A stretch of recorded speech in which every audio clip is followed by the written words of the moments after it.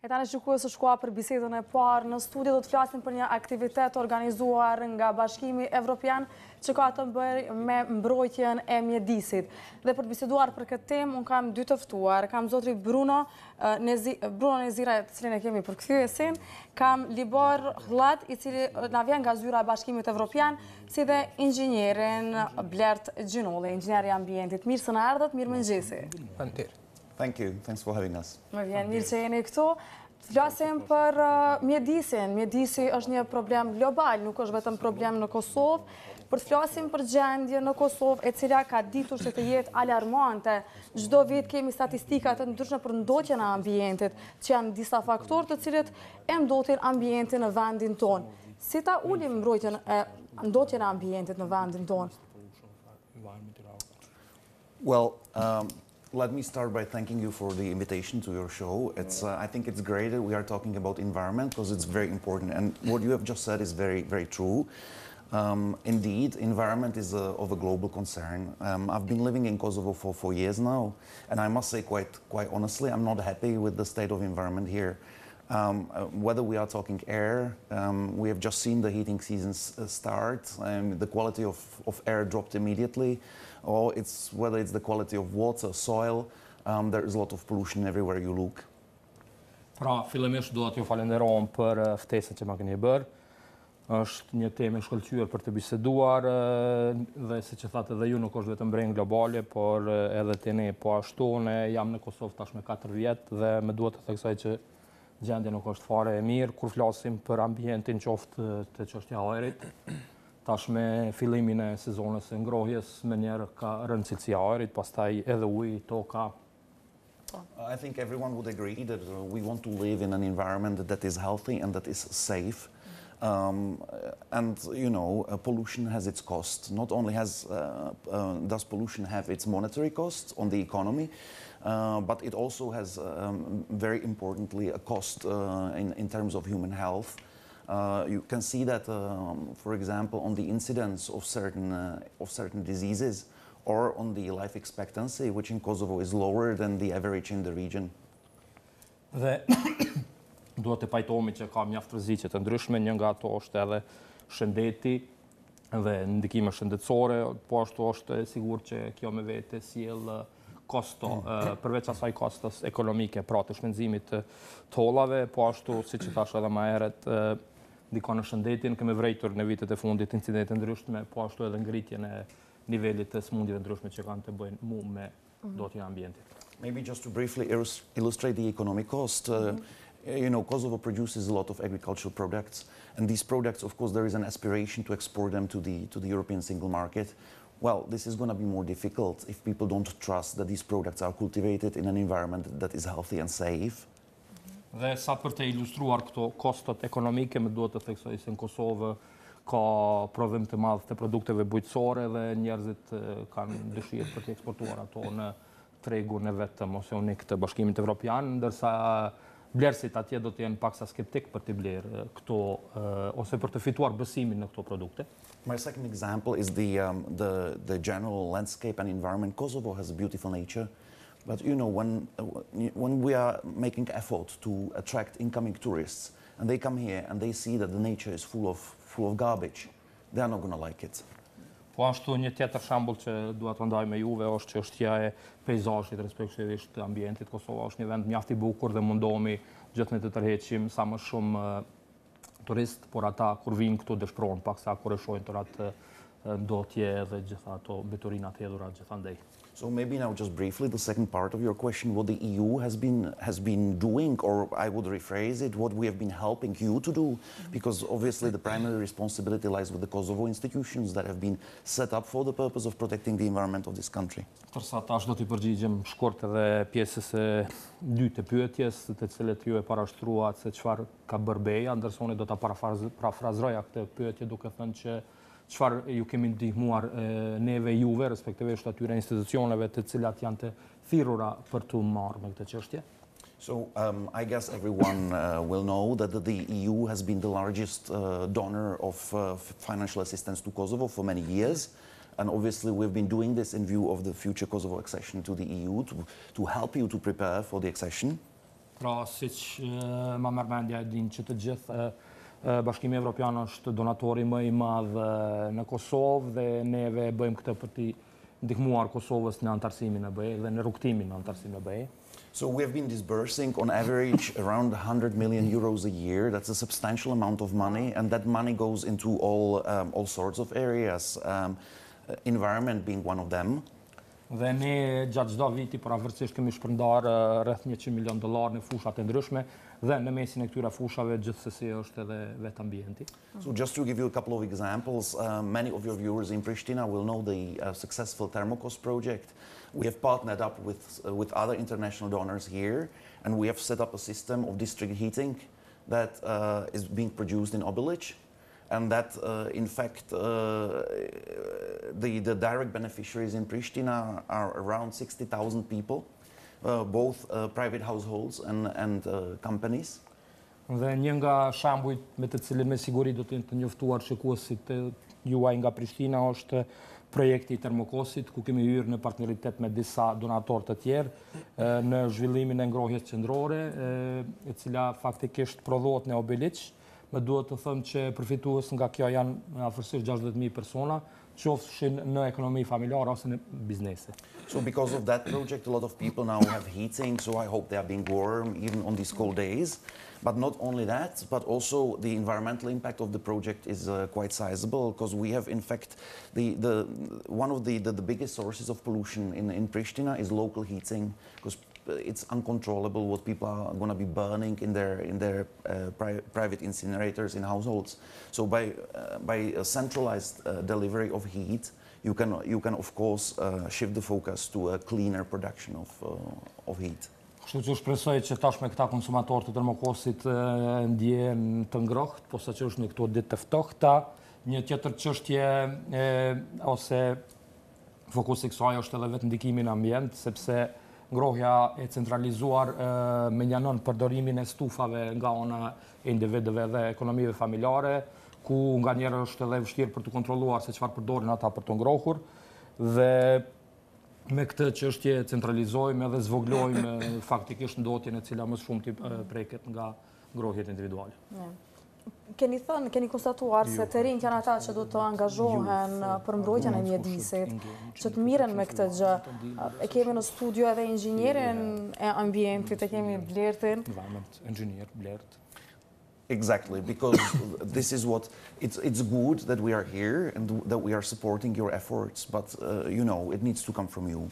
So I think you have said it. The environment is a matter of a global concern, and there is a multitude of stakeholders. So of course we have the institutions. I think it's up to the people living in Kosovo to demand that they live in a healthy environment and demand those who are accountable for the specific areas, of course, in lead with the Ministry of Environment and Spatial Planning and all the specialized agencies to provide credible data about the state of the environment so people can make informed choices. Pra, është vërtet është mirë që të mbështesim rinin në këtë çështje, siç e thatë edhe ju, ambienti është çështje globale, nuk është vetëm çështje e Kosovës dhe duhet të mbështesim ata në fusha specifike, natyrisht që i takon organeve kompetente, siç është Ministria e Ambientit dhe gjë të tjera, për të ofruar të dhëna dhe shënimet e duhura lidhur me këto çështje, e pastaj të tjerët të kenë mundësinë për të nxjerrë konstatime dhe të ofrojnë vendime, respektivisht zgjidhje të mirëfillta ose të informuara lidhur me ato çështje. So that people can make informed choices for themselves, and they can, of course, on that basis, adjust their behavior. We need to come up with systems that incentivize the desired behavior, so that rather than littering, packaging, people return it to the supermarkets. You know, I think maybe Blur can tell us about the examples he has, I understand, studied abroad extensively, so he can tell us what he has seen and what he would like to see in his own country.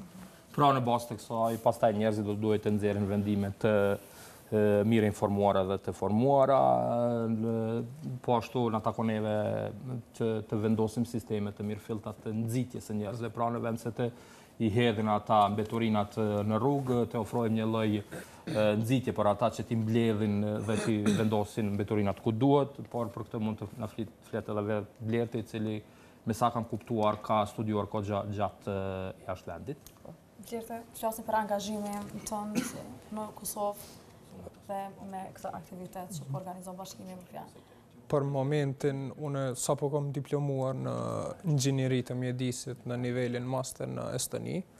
Tash kemi disa takime me zotrin Hlat për momentin, po nuk kam ndonjë angazhim kështu specifik, po mundohem. Po mundohem me disa oje që, po edhe po mundohem pak edhe me Ministrinë e Mjedisit me pas kontakt sa më shumë që me pas se çka mujmë na me bo si rini, edhe pse unë e di çka mujmë me bo, po... Apo na tregon neve, çka na duhet me bo për me mbrojt ambientin, mjedisin në vendin tonë, me qenë se dhe këtë studio.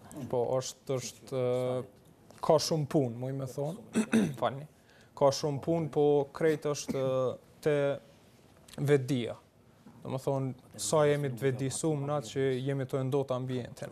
Pse na me përdor vetura gjithmonë, të e di që Prishtina është qytet i vogël, na pra përdorim vetura me shku prej një vendit me një vend tjetër, e kemi një transport publik që tash është pak më i avancuar, do më thonë gjitha linjat janë pak më të shpeshta.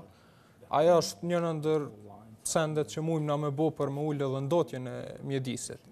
E të di që dimnit, se që shë tha dhe zotri Hlat, kemi ato shtëpiat private që ngrohen me thëngjell, edhe ato ndoshta bashkë me Bashkimin Evropian, qeveria Kosovës mundet me ndihmu pak me ndru, do më thonë, në vend të qymyrit ose thëngjillit me djeg pelet që është pak ma pak i damshëm. A ka statistika lidhur me ndotjen e mjedisit në Kosovë? Kemi eksperta në Kosovë që dalin mirëmëngjesi, ajri është shumë i pastër Kosovë. Edhe nesër dalin statistika që është në mënyrën alarmante, që është, do me thonë, ndotja në vendin tonë. Kujt mi besu? Whom should we believe? Look, you should not believe anyone, okay? I think what is badly needed, and I've been saying it for a long period of time since I came here 4 years ago, in fact, that what we need to encourage here is critical thinking, that people make their own opinions based on a critical analysis of the information that is out there. And you have said it, the credible data is not always available, but we have institutions that are competent to collect and make available credible data, including about the state of environment. So we have the Statistical Office, we have the Ministry of Environment and Spatial Planning, and I think people quite rightly demand that these authorities inform them about the environment they are living in so that they can make their informed choices, as we spoke about them earlier. Fillim do të thoja, mos i besoni askujt. Unë thëmë që në Kosovë nevojitet, faktikisht prej se kam marrë në Kosovë para 4 vjetë, gjithnjë kam thënë që neve këtu duhet të inkurajojmë të menduarit kritik, që pastaj njerëzit në bazë të dhënave kredibile të vetë të konstatojnë se çfarë është gjendja, dhe me duhet të thëmë që këtu kemi institucione që mund të mbledhin dhëna kredibile, se që janë zyra statistikore, agjencia statistikore dhe Ministria e Ambientit, e pastaj ata dalin, megjithatë mund të them se nga njerë edhe nga mungojnë nga pak informatat, por në esencë informatat janë në dispozicion dhe njerëzit do duhen pas atyre informatave vetë me nxjerr konkluzion. So the availability of the data is of course one thing. Another thing is that there shall be a popular demand for the information. People should be interested to go. I mean, everyone is working with the internet on a smartphone nowadays, so it's not that it's difficult to look up the environmental concepts and to look for the sources of data. I will give you an example. With regards to the quality of the air, for example, the European Union has funded measuring stations. The data is all available online. So when you wake up to a day like today, and you walk out on the street and you smell that something is wrong, you can go on the website and check what the values are, and you can demand that they are progressively better. Of course, when we are talking improvements of the environment, we are talking long-term things. It would be naive to expect that things are going to change overnight, but it's our behavior nowadays that will have an impact on the quality of our life in the future. Pra, gjithashtu, kjo ishte sa i përket dhënave, një tjetër çështje është kërkesa për informata nga gjithë qytetarët popullata. Mund të them që të gjithë tashmë kemi telefona të mençur, të cilët i përdorim për herë, dhe këtë mund të përdorim për shembull për cilësinë e ajrit. Tash do ta ndaj një shembull me juve. Bashkimi Evropian ka financuar vendosjen e stacioneve për matjen e cilësisë së ajrit dhe sa herë që dilni nga banesa juaj dhe dilni ndjeni një lloj arome në ajër ose ere, mund të nxjerrni telefonin të shikoni se çfarë janë do të thotë të dhënat lidhur me cilësinë e ajrit. Megjithatë më duhet të theksoj se të gjitha këto përmirësime janë afatgjata, nevojitet kohë për të i ulur të gjitha këta indikatorë. But let me maybe recall what I said earlier, that there is something for everyone to do. So we can of course demand that we live in a healthy environment. I think we would all like that. So, and of course there are institutions, so we can hold them accountable. We can demand that they do more because it's their job. Pra të kthejmë asaj se çfarë thash më herët, të gjithë neve na takon që të kërkojmë më shumë informata, të kërkojmë të dimë më shumë, janë pra ato institucione që ekzistojnë që duhet të mirën me këtë çështje dhe ne duhet të kërkojmë llogarinë dhe një në tyre sepse të gjithë ne kemi dëshirë të jetojmë në një ambient më të mirë dhe ata janë të detyruar, kanë për detyrë për të kryer këtë punë sepse është detyrë e tyre në fakt. I think people have a right to expect in fact, to reasonably expect that the laws, including environmental laws and regulations that are in place, will be applied and will be enforced where required. Dhe gjithashtu më merr mendje që të gjithë njerëzit presin të gjitha ato ligjet dhe aktet në ligjore që ekzistojnë të zbatohen. And when they see that this is not the case, they will take an action, they will point at those cases. Edhe në rastet kur e vrejnë që diçka e tillë nuk bëhet, të i theksojnë ato, të drejtojnë gishtin ato që lexon se ato nuk po zbatohen. You know, it's not fair that someone is abusing what the economists call the externalities. That means I'm making profit for myself by burdening the environment around me. So, for example, by polluting the river or polluting the air to make economic profit. Pra, duhet të theksoj që nuk është në rregull që dikush të keq përdor asetet ose të mirat e përgjithshme. Duhet ta thjeshtësoj këtë shembull me duke ndarë një shembull me juve, respektivisht nuk është në rregull që dikush të fitojë para duke ndotur lumin për shembull. But okay, these are the things that obviously from an individual perspective I will not be able to change. I can contribute with my behavior personally, set the right example in what I do, change my routines to help the environment. But what I think is very important is to have people like Björn here, people that have invested into studying the environment, that understand how things work, and that hopefully will lead the changes in the future. So, you know, I understand from our earlier discussions that when Blair decided to study environmental science, there was not such a possibility in Kosovo. Now, young Kosovars can study environmental science at the University of Pristina, so this is fantastic. But I understand that there is a relatively small number of students enrolled in the program, so we need more. Pra, mund të themi që neve si individëve nuk kemi mundësinë që ta bëjmë ndryshimin e madh. Nga perspektiva jonë, ne vetëm mund të ndrojmë sjelljen tonë, të vendosim një lloj shembulli për të tjerët, asgjë më shumë, ndërsa i takon personave si Blerdi, të cilët kryen shkollën duhur për këtë çështje. E di nga diskutimet e mëhershme që i kam pasur me Blerdin që në momentin kur ka vendosur që të studiojë këtë fushë, ajo është ballavaçuar me vështirësi sepse në atë kohë nuk ka pasur një lloj programi të tillë në universitetet në Kosovë, por tash mund të them që është hapur një degë e tillë për shkenca ambientale në Universitetin e Prishtinës, megjithatë me një numër shumë të vogël të regjistruar të studentëve, pra ndoshta duhet të shikojmë që të rritet numri i studentëve që regjistruar në këtë degë. Po e përmbyllim bisedën këto, po falenderojmë shumë që pjesë e emisionit sot. Po i falenderojmë Bashkimit Evropian që po investoni dhe po ndihmoni në përmirësimin e mjedisit në Kosovë. Faleminderit ty që ke studiu këtë degë, edhe të tjerë ndoshta edhe shtytje e gjeneratave të reja. Po shpresoj. Studiojnë në këtë drejtim dhe të miren më seriozisht edhe popullet dhe qytetarët që ta mbrojnë mjedisin pasi që unë jetoj në lagje Dardania dhe shumë shpesh në hymjen time hasi beturina, qeset e bërlogut, 2 minuta pritojnë në kontonjera me i gjujt edhe i gjejnë në lift ose në hymje. Kjo është shumë përpruse në vitin 2018, në shekullin 21 të bëjmë një gjest të tillë, pra të mundohemi sa më shumë të mbrojmë ambientin dhe mjedisin ku ne jetojmë. Nëse ne s'kemi më e mbrojt atë, nuk është që do të vinë edhe të huajt, ndërkombëtarët na mësojnë, na edukojnë për këtë gjë. Kështu faleminderit edhe një herë për angazhimin e juaj, edhe më vjen mirë që realizuam këtë bisedë e cila është mjaft e rëndësishme për neve. Thanks again, and I wish us all luck that we live in an increasingly better environment in the future. Ju faleminderit shumë dhe i dëshiroj gjithë neve që jetojmë në një ambient të përmirësuar në të ardhmen. Faleminderit, a kemi ashtu diçka këtë për fund? Jo, faleminderit.